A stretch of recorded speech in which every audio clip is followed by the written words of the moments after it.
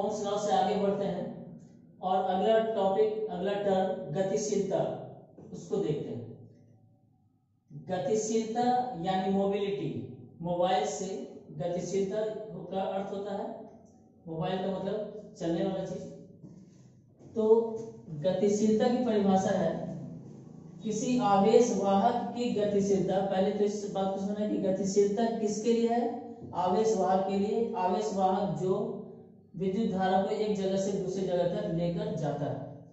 तो किसी भी आवेश वाहक की गतिशीलता उसके अपवाह वेग और आरोपित वैद्युत क्षेत्र का अनुपात होती है। यानी हम लोग को अपवाह वेग लेना है, ड्रिफ्ट स्पीड Vd, और जितना विद्युत क्षेत्र लगा है इलेक्ट्रिक फील्ड E, इस दोनों का अनुपात लेंगे। तो हम उसको क्या परिभाषित करेंगे, उस अनुपात को गतिशीलता करते हैं। गतिशीलता को म्यू से सूचित किया जाता है, तो म्यू का फॉर्मूला हो गया Vd/E। अगर एक तरह से देखा जाए तो इस अनुपात को परिभाषित करने का क्या जरूरत पड़ा, तो हम देखेंगे कि इलेक्ट्रिक फील्ड लगाने पर, विद्युत क्षेत्र लगाने पर कितना अपवाह वेग उत्पन्न हुआ किसी चालक में, इसका माप देगा यह अनुपात। तो गतिशीलता का यही महत्व है कि हम किसी भी चालक में कम विद्युत क्षेत्र लगा के ज्यादा से ज्यादा कर सकते हैं, या ज्यादा विद्युत क्षेत्र लगा के कम हो रहा है, इस बात के माप के लिए हम गतिशीलता को परिभाषित करते हैं। अगर किसी आवेश वाहक की गतिशीलता अधिक है तो विद्युत धारा को आसानी से वहन करेगा, उसका विद्युत धारा को एक जगह से दूसरी जगह तक आसानी से ले जाएगा। अब बात करते हैं गतिशीलता का मात्रक। तो म्यू Vd/E है, V यानी वेग का मीटर पर सेकेंड, और विद्युत क्षेत्र का हम लोग जान रहे हैं न्यूटन पर कूलम या वोल्ट पर मीटर। इस हिसाब से अगर हम सॉल्व करके देखेंगे तो coulomb into metre by newton into second होगा, और इस हिसाब से metre square into divided by volt into second.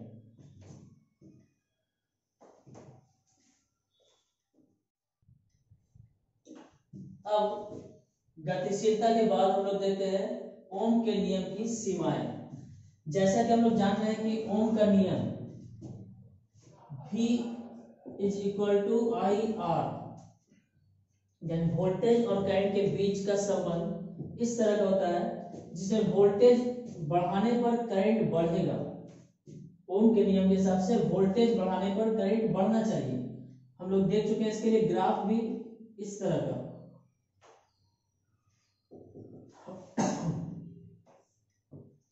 यानी वोल्टेज जिस रेशियो में बढ़ेगा करंट भी उसी रेशियो में बढ़ना चाहिए।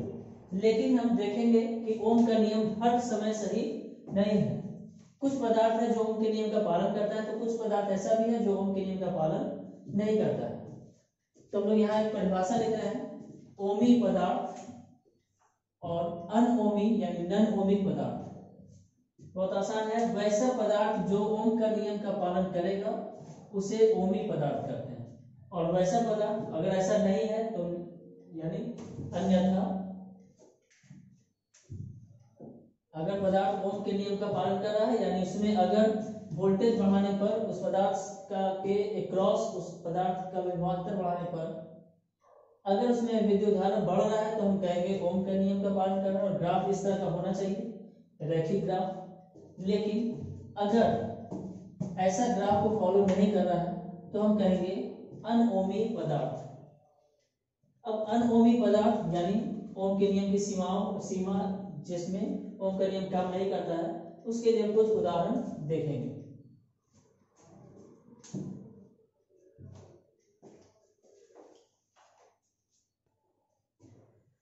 तो हम लोग देखते हैं कि अनओमिक पदार्थ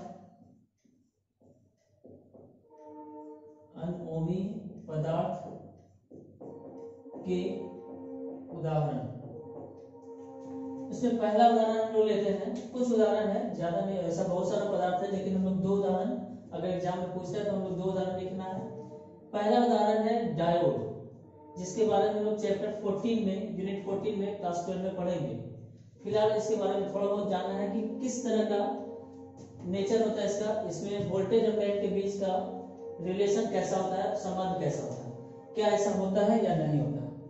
जब हम प्रयोग करेंगे डायोड में, अगर हम वोल्टेज अप्लाई करेंगे तो हम देखेंगे कि शुरू में जैसे यहाँ वोल्टेज बढ़ने के साथ करंट भी बढ़ गया, लेकिन यहाँ पर ऐसा नहीं होगा। वोल्टेज हम बढ़ाएंगे करंट जीरो रहेगा, कुछ और बढ़ाएंगे जीरो रहेगा, एक खास वोल्टेज तक करंट जीरो ही रहेगा, लेकिन उस खास वोल्टेज के बाद करंट बढ़ेगा, ठीक जैसे यहाँ बढ़ रहा है। लेकिन बढ़ने का तरीका यहाँ रैखिक रूप है, यहाँ रैखिक नहीं होकर के चर घातांकी एक्सपोनेंशियल जो बोलते हैं हम लोग, चर घातांकी रूप से बढ़ रहा है।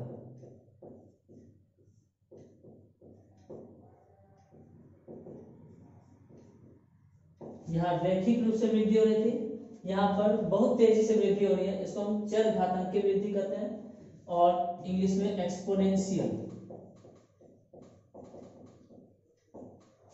यानी देख सकते हैं कि ओम के नियम का पालन नहीं कर रहा है। फिर और भी अगर हम देखें, इसमें और भी विचित्र चीज क्या होता है कि अगर हम एक्सपेरिमेंट में ऐसा करें कि हम वोल्टेज का, यानी बैटरी अगर इस तरह का लगा हुआ है, इधर प्लस इधर माइनस, अगर हम इसको बदल के इधर माइनस इधर प्लस कर देंगे, उलट देंगे बैटरी को, तब हम देखेंगे कि इसका ग्राफ ठीक इस टाइप का नहीं होकर के इस डायरेक्शन में भी कुछ अलग टाइप का होगा। यानी इस तरफ थोड़ा सा बढ़ेगा, करंट भी विपरीत हो जाएगा दिशा, इधर पॉजिटिव डायरेक्शन में करंट बढ़ा था तो इधर नेगेटिव में, वोल्टेज नेगेटिव तो करंट नेगेटिव, लेकिन कुछ बढ़ने के बाद यह कांस्टेंट हो जाएगा। तो कहीं से भी इस ग्राफ का नेचर इस ग्राफ से नहीं मिलता है, और हम कह सकते हैं कि इस रूल को फॉलो नहीं कर रहा है। इसलिए डायोड कैसा पदार्थ है? अनओमी पदार्थ। तो पहला उदाहरण डायोड के लिए हो गया। अगला उदाहरण हम लोग देखते हैं अनओमी पदार्थ का। अगला उदाहरण GaAs यानी गैलियम और आर्सेनिक मिलाकर एक कंपाउंड बनाया जाता है, और इसके लिए अगर हम देखेंगे, एक्सपेरिमेंट करेंगे, प्रयोग करेंगे, तो प्रयोग से देखा जाता है कि जब हम वोल्टेज बढ़ाते हैं तो करंट बढ़ता है, लेकिन रैखिक रूप से नहीं बल्कि कुछ वक्र रूप से बढ़ेगा, लेकिन वक्र रूप से बढ़ेगा। जिस तरह से यहाँ ग्राफ है एकदम इस तरह का नहीं होगा।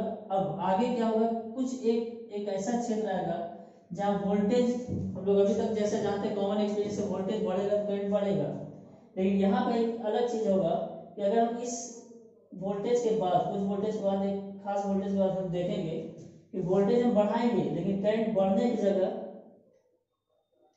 करंट का मान गिरने लगेगा, और फिर थोड़ा दिन के बाद वोल्टेज बढ़ेगा, वोल्टेज बढ़ाने पर करंट बढ़ेगा।